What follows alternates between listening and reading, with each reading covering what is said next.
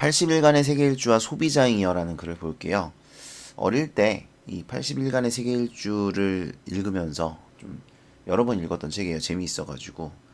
근데 이게 굉장히 극적으로 80일간의 세계 일주에 성공하게 되는 뭐 그런 이야기인데요.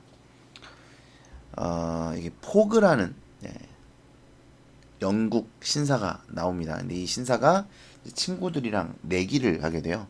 80일 만에 세계 일주를 할 수 있다? 없다. 이거 가지고 이제 포그는 할 수 있다는 쪽이었고, 그래서 그걸 할 수 있다는 걸 증명하기 위해서 세계 일주에 나서는 뭐 그런 이상한 이야기입니다. 자, 근데 이제 이 이야기를 통해 소비자 잉여라는 개념을, 이 경제적 개념이죠. 이 경제학적 개념을 여러분에게 알려주고자 하는 그런 글이에요. 자, 내용을 보시면 80일간의 세계 일주는 부유한 괴짜 신사 필리어스 포그의 이야기를 다룬 소설이다. 매일 똑같은 시간에 식사를 하고 30도의 물로만 면도를 하는 필리어스 포그는 29도의 물을 가져왔다는 이유로 하인을 해고합니다. 이야, 거의 손가락에 온도계가 달려있다, 뭐 이렇게 볼 수가 있겠죠. 그러고는 새로운 하인으로 파스파르투를 고용한 후 평소처럼 혁신클럽으로 향한다. 혁신클럽에서 포그는 우연히 세계 일주와 관련된 논쟁에 휩쓸리고 결국 80일 안에 세계 일주를 할 수 있는지를 두고 2만 파운드 20억 원이래요. 를 건 내기를 하게 된다. 이 남자들이란, 그러니까 할 수 있어. 뭐 이렇게. 못한다고. 그래서 이제 시작했겠죠. 그래서 2만 파운드를 건 내기를 하게 됩니다. 포그는 자신의 주장을 입증하기 위해 바로 그날 저녁 고용한 지 반나절도 안 된 하인 파스파르투와 함께 런던에서 출발합니다. 사실 현실이면 굉장히 무모하고 위험한 그런 여행이라고 볼 수가 있는데 소설이니까 한번 믿어봅시다. 포그는 런던을 떠나 프랑스 파리, 이집트 수에즈, 예멘 아덴, 인도 뭄바이, 콜카타를 거쳐 싱가포르와 홍콩, 중국 상하이, 일본 요코하마, 미국 샌프란시스코와 오마하, 뉴욕, 영국 리버풀을 지나 다시 런던으로 돌아오는 80일간의 긴 여정을 계획합니다. 근데 세계 일주의 기준이 안 나와 있어요. 제가 그때 어릴 때 국민학교 5학년 때 6학년 때 이때 책을 읽으면서도 아니 그 세계 일주의 그건 기준이 뭐냐, 어디를 거쳐야 되는지, 그리고 어디를 거쳤는지 얘네가 어떻게 할 거야, 뭐 이런 의문을 가졌던 기억이 나는데 아무튼 뭐 신뢰와 믿음인가 아무튼 그렇습니다. 그 다음 보면 포그의 세계 일주는 순조롭게 진행되는 듯했다. 계획보다 이틀이나 빨리 인도 뭄바이에 도착한 것이다. 그러나 곧바로 첫 번째 위기에 처한다. 영국 신문에서는 인도 횡단철도가 완전히 개통되었다고 보도했었는데 실제로는 약 80km 구간의 철길이 놓여있지 않았다. 이거는 이제 인도가 영국의 식민지였죠. 왜 그러는 거야? 손가락 바보야. 자, 인도가 영국의 식민지였다. 그래서 그 인도의 상황, 사정 이런 것들이 이제 영국 신문에 나오는 거죠. 아무튼 그래서 이제 인도 횡단철도가 개통되었다고 거짓말한 거예요. 신문이. 거짓말하고 실제로는 80km, 엄청 긴 구간인데 아무튼 80km 구간에 철길이 놓여 있지 않아서 이제 그걸 타고 가면 됐겠다라고 생각을 했는데 이제 망한 거죠. 근데 여러분 잘 보시면 런던에서 파리, 이집트 수에즈, 예멘 아덴, 인도 뭄바이, 지금 방향이 이렇게 돼요. 방향이 여기가 런던이면 런던에서 파리로, 파리에서 이집트로, 이집트에서 예멘으로, 인도로, 여기서 이제 인도 뭄바이에서 콜카타, 싱가포르, 홍콩, 상하이, 요코하마. 우리나라 안 들리냐? 아무튼 뭐 이런 식이죠. 그러니까 지금 영국에서 동쪽으로 이동하고 있죠, 그죠? 영국에서 동쪽으로 이제 이 방향으로 이동하고 있어요. 이게 중요해요. 그러니까 이제 이 글에선 별로 안 중요한데 80일간의 세계 일주에서는 중요합니다.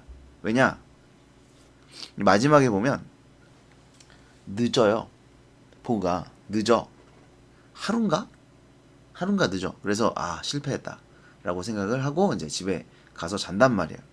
근데 다음날 이 파스파르투가 뛰어와가지고 아직 안 늦었다는 거예요. 빨리 지금 가야 된다고. 그래갖고 미친듯이 마차를 몰고 가서 결국은 성공을 합니다. 왜 날짜를 헷갈렸을까? 그게 이제 이거랑 관련이 있어요. 이 사람이 만약 반대쪽으로 여행을 했다면 하루를 손해봤을 거예요. 근데 동쪽으로 여행을 했기 때문에 하루를 이득 봅니다. 왜냐면 여러분 우리나라 동쪽으로 쭉 가다 보면 여기에 뭐가 있냐면 날짜 변경선이라는 게 있어요. 네, 날짜 변경선. 아니 이건 좀 심한 거 아닌가? 오타가 날짜 진짜. 손가락을 사든가 해야지. 날짜 변경선. 그래서 이게 여기를 지나면 날짜가 달라져요. 근데 어디가 날짜가 빠릅니까, 여러분? 동양이 그 시간이 빠르죠. 그죠? 우리나라가 미국보다 시간이 빠르죠. 9시간인가 빨라요. 그래서 우리나라 쪽이 해가 빨리 뜬단 말이에요. 그러니까 여기가 사실 지구에서 시간이 제일 빠른 곳이에요. 물론 이제 인간의 기준이지만 아무튼 그렇게 우리가 해놨다고요. 그러니까 여기서 여기를 넘어가면 하루가 늦어지는 거예요. 하루가. 예. 그래서 여기가 25일이면 여기는 24일이에요. 그래서 이렇게 가니까 25일이었던 곳에서 24일인 곳으로 이동한 거죠. 그래갖고 하루를 이득을 봅니다. 포그가. 그래서 극적으로 성공했다. 뭐 그런 이야기예요. 전혀 중요하지 않아요. 전혀 중요하지 않은 이야기지만 아무튼 그렇다. 그 다음 어쨌든 그래서 이제 이런 위기가 찾아왔어요. 그 다음 보시면 일정을 지키기 위해 대체 교통수단을 찾던 포그와 파스파르투는 한 인도인에게 코끼리를 빌려 여정을 재촉하려 한다. 그러나 코끼리 주인은 시간당 40파운드라는 금액을 제시해도 꿈쩍도 하지 않는다. 그러자 포그는 1000파운드를 주고 코끼리를 아예 사겠다고 제안합니다. 포그 일행과 동행한 영국 육군 준장은 코끼리 주인이 값을 더 올리기 전에 신중히 고민하라고 충고합니다. 그 다음 보시면 포그 씨가 돌아와 인도인을 찾았다. 탐욕으로 반짝이는 그의 작은 두 눈을 보니 그에게 중요한 것은 가격인 것이 분명했다. 필리어스 포그는 1200파운드, 1500파운드, 1800파운드로 차츰 가격을 올리다가 마침내 2000파운드를 제시했다. 평소에는 그렇게 불그스름하던 파스파르투의 얼굴이 하얗게 변했다. 깜짝 놀란 거죠. 2000파운드의 인도인은 손을 들었다. 내 신발을 걸고 말하건대 이렇게 비싼 코끼리 고기는 없을 겁니다. 이 멍청이는 이거를 먹으려고 한다고 생각을 하나봐요. 자, 아무튼 그래서 2000파운드의 코끼리를 산 거죠. 근데 여러분 이 코끼리를 포그가 타고 이동을 할 거잖아요.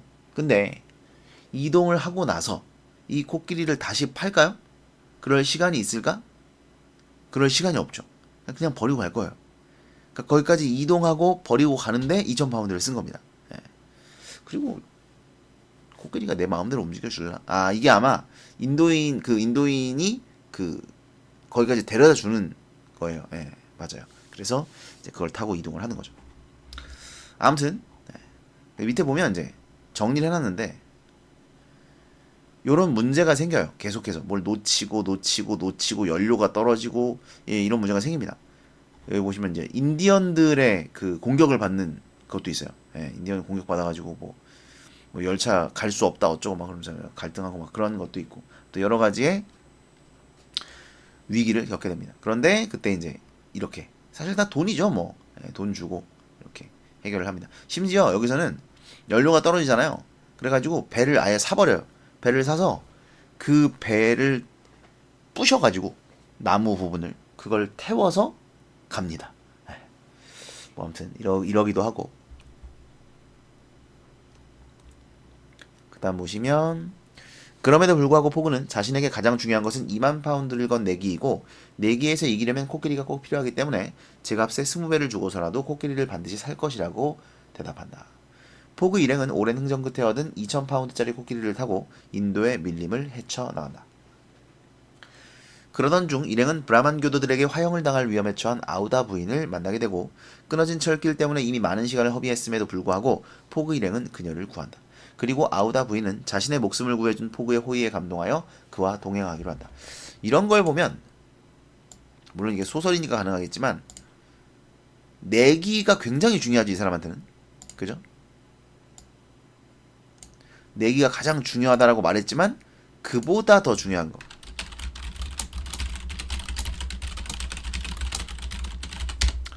인간의 생명이 더 소중하다라는 것을 이제 드러내고 있습니다.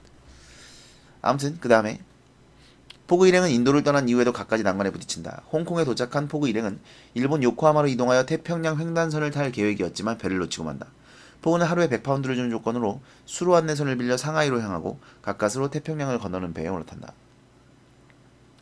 우여곡절 끝에 미국에 도착한 포그 일행은 대륙 횡단 열차를 탄다. 그러던 도중 인디언들의 공격을 받아 갈아타야 할 기차를 놓치자 썰매를 빌리고 썰매에 돛을 달아 개조하여 달린 끝에 결국 다른 열차로 갈아탄다.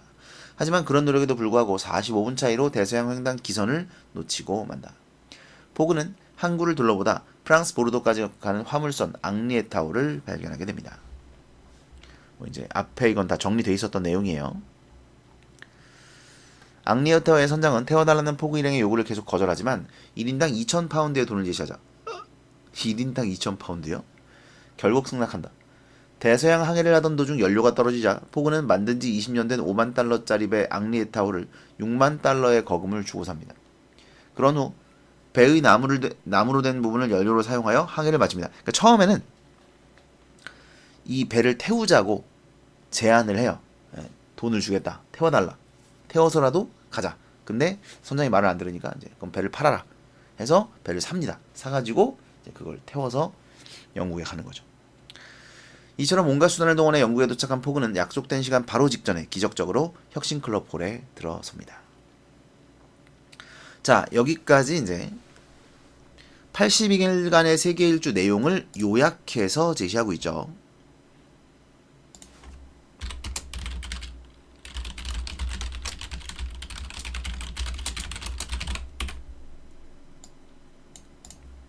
다 뭐예요?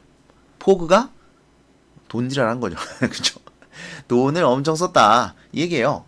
예, 그래서 그렇게라도 이제 돈을 써서라도 이 내기에서 반드시 이겨야겠다는 거죠. 이 남자놈들. 남자의 자존심이란. 아무튼 그렇습니다. 아, 하긴 이걸 돈을 써서라도 이겨야지. 이걸 지면 2만 달러를 또 줘야 되잖아. 아, 2만 파운드를. 그죠?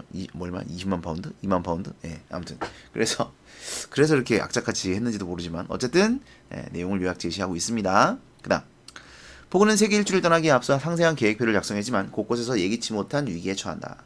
그럴 때마다 그는 대체 교통수단을 가진 이들에게 상품이 시장에서 그때그때 실제 거래되는 시장 가격보다 훨씬 높은 가격을 지불하며 여행을 지속해 나간다. 이제 이 사람이 하고자 하는 얘기는 경제적인 이야기예요. 내기에서 이겨야만 하는 포그로서는 시장 가격보다 훨씬 높은 가격을 지불하는 것이 전혀 아깝지 않았던 것이다. 이를 경제학 용어로 사용하여 표현하면 포그의 교통수단에 대한 지불용의 가격이라고 합니다. 자, 이거 중요해요. 지불용의 가격. 지불용의 가격이 뭐냐? 소비자가 상품 구입을 위해 지불하겠다고 마음먹은 금액 중 가장 높은 가격. 그러니까 얼마까지 지불할 수 있어. 이거예요. 나는 이걸 사기 위해 최대 얼마까지 지불할래? 라고 생각하는 그 가격이 바로 지불용의 가격입니다. 그 다음 보시면 위기 상황에서 포그는 과감하게 높은 가격을 제시하여 문제를 해결했지만 그가 항상 높은 가격을 지불했던 것은 아니다. 일정에 차질이 없을 때는 당연히 다른 일반 여행객들과 같은 가격을 내고 교통수단을 이용했다. 즉, 포그는 굉장히 높은 지불 가격을 가지고 있음에도 남들과 같은 가격을 지불했어요. 그래서 큰 소비자 잉여를 누린 것이다.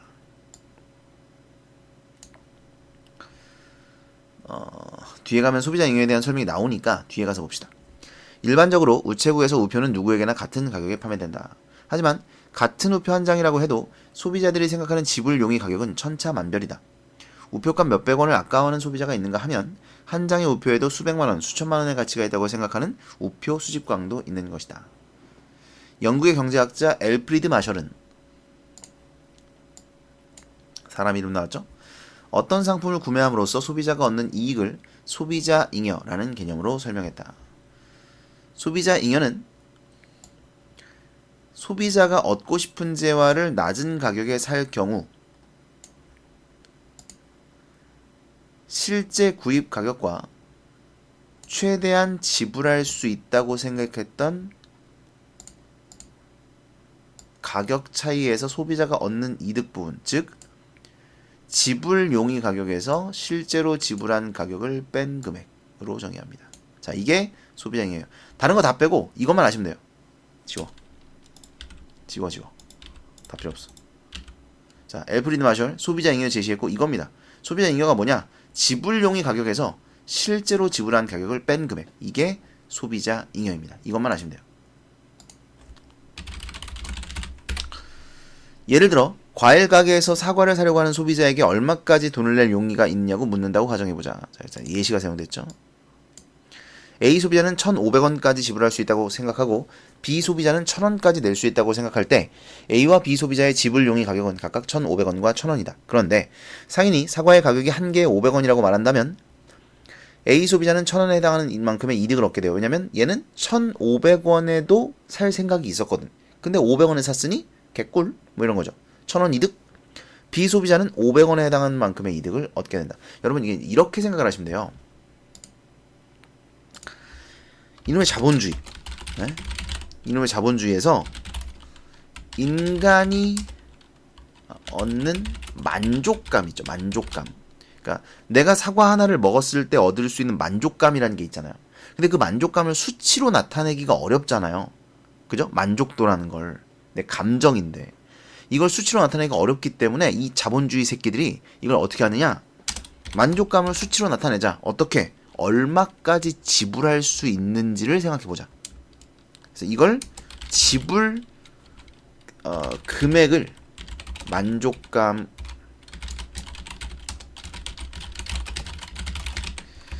만족감을 수치화한 것으로 보는 거예요. 이해되시나요? 그러니까 내가 1,500원을 지불할 수 있어 라는 말은 나는 사과 하나를 얻으면 1,500원만큼의 만족감을 얻을 수 있어 라는 뜻이라는 거예요. 이해되십니까? 그래서 1,500원만큼의 만족감을 얻으면서 500원을 냈으니 너는 1,000원만큼을 이득 본 거야. 이렇게 보는 거예요. 그러니까 만족감과 돈이라는 가치를 같이 계산할 수 있게끔 수치로 환산한 거예요. 이런 자본주의 새끼들. 이해되시나요?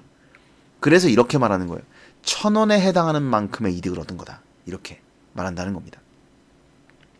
그리고 비소비자는 1,000원만큼의 만족감을 얻기 때문에 그걸 500원에 샀으니까 500원만큼을 이득봤다는 거예요.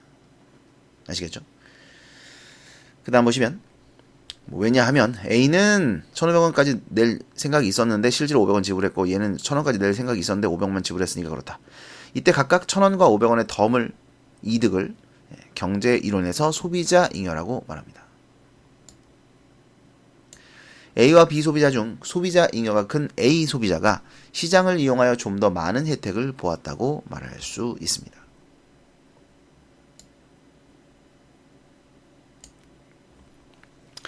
이러한 정의에 의하면 포그와 같이 높은 지불 용의 가격을 가진 사람은 시장을 이용함으로써 큰 소비자 잉여를 누린다고 할 수 있다. 그 다음 보시면 반대로 상품의 공급자가 모든 소비자의 지불용의 가격을 정확히 알고 이에 맞춰 상품 가격을 달리 책정한다면 소비자 잉여는 발생하지 않을 것이다. 근데 이게 가능할까요? 이건 불가능합니다. 불가능해요. 왜냐하면 자 예를 들어 지하철을 탄다. 어떤 사람은 지하철을 뭐 2,000원까지 낼 용의가 있고 어떤 사람은 1,000원까지 낼 용의가 있고 뭐 어떤 사람은 1,350원까지 낼 용의가 있다고 칩시다. 그런데 지하철 직원이 지하철 앞에 개찰구 앞에 서가지고 얼마까지 낼 생각이세요? 라고 물어보고 1,350원이요? 그럼 1,350원 내세요. 다음 사람 자 얼마까지 낼 생각이세요? 1,500원? 그럼 1,500원 내세요. 이게 말이 돼요? 그러면 1,500원 내는 사람은 아니 앞 사람은 1,350원 내고 탔는데 당연히 나도 그럼 1,350원이라고 말하겠죠. 아니면 뭐 더 낮게 말하거나. 그러니까 쉽게 말하면 상품의 공급자가 모든 소비자의 지불용의 가격을 알 수 있는 방법이 없어요. 네, 알 수 있는 방법이 없습니다. 따라서 이에 맞춰 상품 가격을 달리 책정한다는 건 불가능합니다. 근데 만약에 알 수 있다고 쳐봅시다. 네? 알 수 있다고 쳐봐요. 그럼 어떻게 할까요? 그 가격에 팔겠죠. 싸게 팔 이유가 없으니까. 정확히 그 사람의 지불용의 가격이 있다면 그 가격대로 팔 거라는 거예요. 그렇기 때문에 최대의 이득을 얻을 수 있죠. 요것도 좀 알아두세요.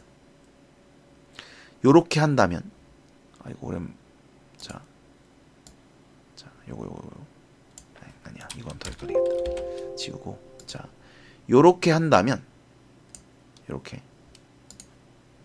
판매자가 공급자가 최대의 이익을 얻을 수 있어요. 왜 그래?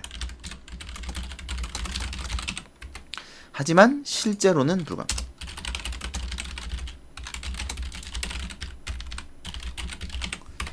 그 다음 보시면 여기 나오네요.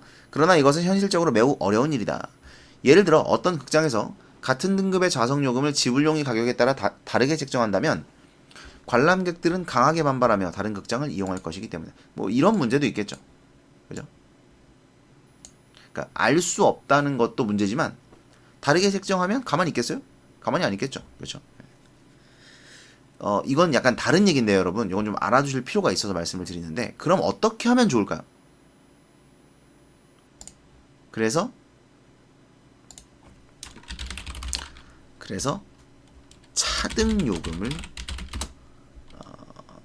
차등요금제를 실시하는 겁니다.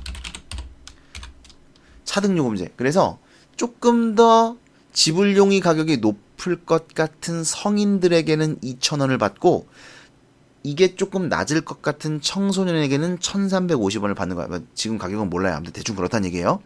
예? 1,350원은 도대체 어디서 나온 금액이야? 뭐 아무튼 그렇게 받는 거야. 이해돼요? 이게 그래서 차등 요금제를 받는 거예요.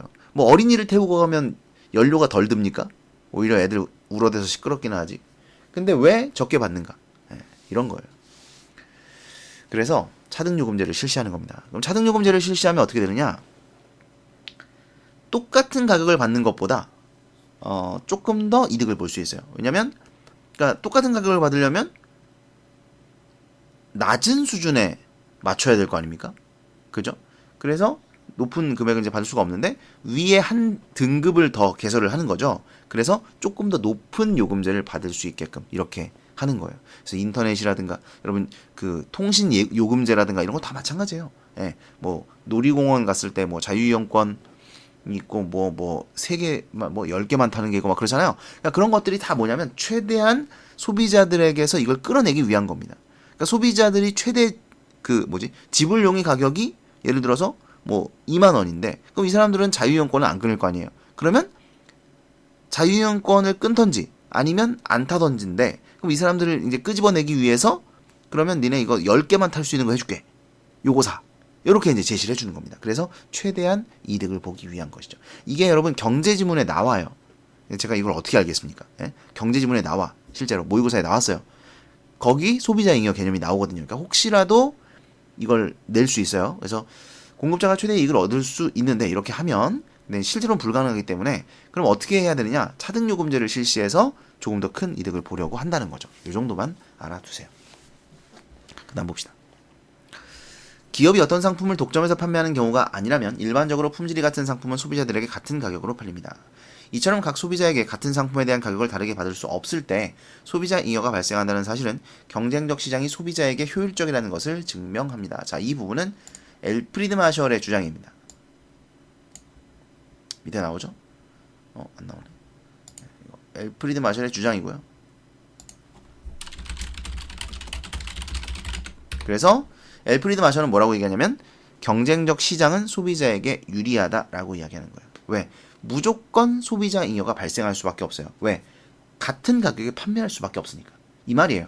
같은 가격에 판매할 수밖에 없기 때문에 소비자 잉여가 무조건 발생하고 소비자 잉여가 무조건 발생하니까 소비자에게 무조건 이득이다. 이런 얘기입니다. 안 써있네요. 정리할게요. 제가 지금 얘기한 거 그대로 쓰시면 돼요. 네.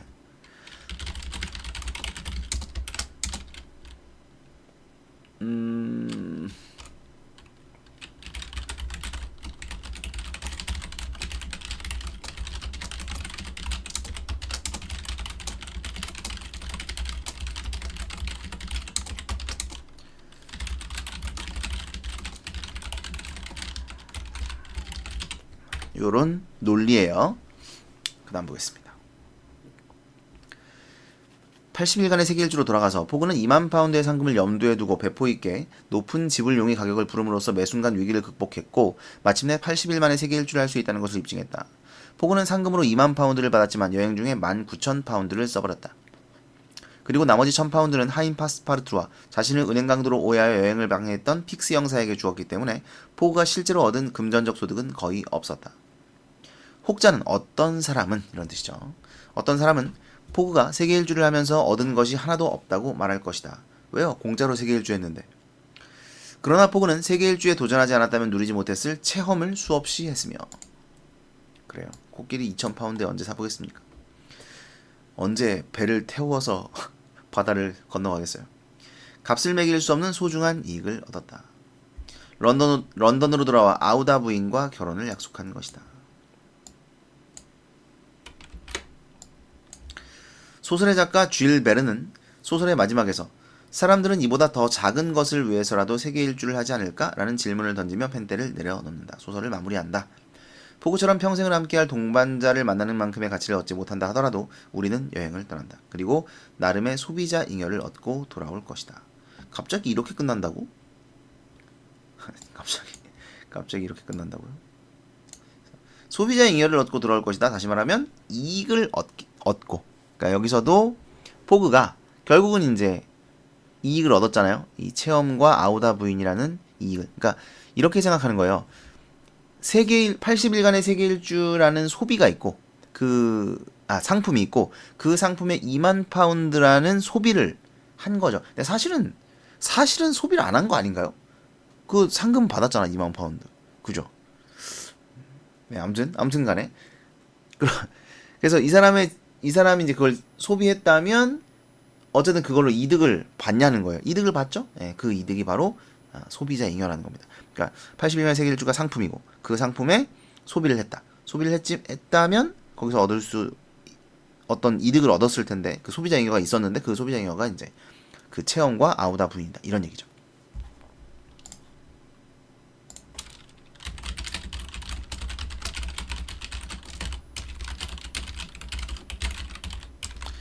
진짜 이 손가락을 좀 갈아야 될 것 같아요. 구입함으로써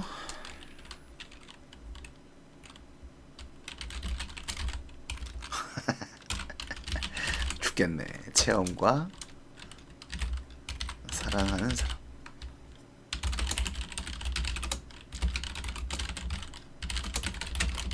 이런 얘기죠. 그래서 우리도 여행을 통해 이런 소비자 잉여를 얻고 돌아오지 않겠는가, 어떤 체험을 얻고 돌아오지 않겠는가라는 이야기를 하고 있습니다. 정리 한번 해볼게요. 자, 정리를 했고요. 처음에는 80일간의 세계 일주 내용을 요약했다는 거, 그 내용을 이제 정리를 좀 해놨는데, 처음에는 혁신클럽에서 포그가 80일 만에 세계 일주를 할 수 있는가에 대한 논쟁에 휩쓸리게 되고 2만 파운드가 걸린 내기를 하게 됩니다. 계획을 세우고 여행을 시작하지만 여러가지 문제에 봉착하게 되고 인도횡단철도가 완전히 개통되지 않았어요. 그래서 2,000파운드로 코끼리를 사서 이동하게 되고 이 과정에서 이제 아우다 부인을 만나게 되죠. 그 다음에 홍콩에서 태평양 횡단선을 놓치게 되고 그래서 하루에 100파운드를 주고 수로의 안내선을 빌려서 상하이로 가고 거기서 태평양 횡단선을 타게 된다. 그 다음에 인디언들 공격을 받죠. 그래서 미국에서 대륙횡단 열차를 놓치게 되고 썰매를 빌려 도치를 달아서 개조해서 이동하고 다른 열차로 갈아타게 됩니다. 그 다음에 대서양 횡단 기선을 놓치고 이 정도면 거의 놓침의 프로페셔널리스트가 아닌가. 예? 거의 놓치는 건 전문이네. 1인당 2,000파운드를 내고 화물선 앙리에타우를 타고요. 그런데 또 앙리에타우에 연료가 떨어지죠. 그래서 6만 달러에 앙리에타우를 구입하고 그 나무를 뜯어서 연료로 활용해서 이제 영국에 도착하게 됩니다. 헷갈리지 마세요. 이거 6만 달러예요. 예, 파운드 아닙니다. 파운드랑 금액이 다르죠. 파운드는 영국 화폐고 달러는 미국 화폐죠. 영국으로 돌아와 4개에 승리하게 되었으나 2만 파운드만큼의 돈을 써버렸기 때문에 실제로 얻은 금전적 이익은 거의 없다. 그러나 아우다 부인과 결혼했고 소중한 체험들을 얻을 수 있었다. 무엇보다 자존심을 지켰죠. 내기를 승리했으니까. 그 다음에 소비자 잉여에 대한 개념이 나오죠. 지불 용의 가격에서 실제 지불 가격을 뺀 것을 소비자 잉여라고 합니다. 지불 용의 가격이란 상품 구입에 지불하기로 마음먹은 최대 가격을 지불 용의 가격이라고 하죠. 소비자 잉여는 소비자가 얻는 이득을 뜻한다.